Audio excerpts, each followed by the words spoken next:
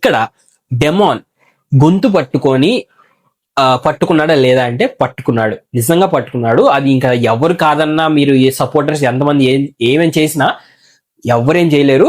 గొంతు పట్టుకున్నాడు, man handling చేశాడు. డెమాన్ ఒక్కటి ఆలోచించాల్సింది ఏంటి అంటే, ఇక్కడ కళ్యాణ్ అంత తాపత్రపడుతుంది, అంత అరుస్తుంది, అంత గోల చేస్తుంది, అదంతా డెమాన్ మీద ఉన్న ప్రేమతో.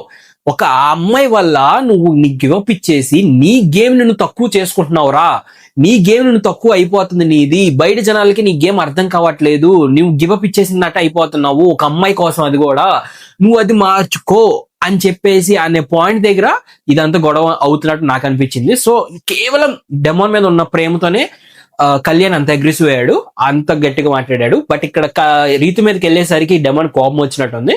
ఆ స్ప్లిట్ సెకండ్ లో, ఆ కోపంలో లాస్ట్ టైం కూడా రీతు మీద ఆ స్ప్లిట్ సెకండ్ లో తోసాడు కదా, సేమ్ అదే ఇక్కడ కూడా. ఆయన మనసులో ఏం లేకపోయినా, బ్రెయిన్ అంతా కామ్గా ఉన్నా, ఏదైనా ఆ స్ప్లిట్ సెకండ్ లో గొంతు పట్టుకోవడం అనేది విచ్ ఈస్ వెరీ రాంగ్, చాలా చాలా తప్పు.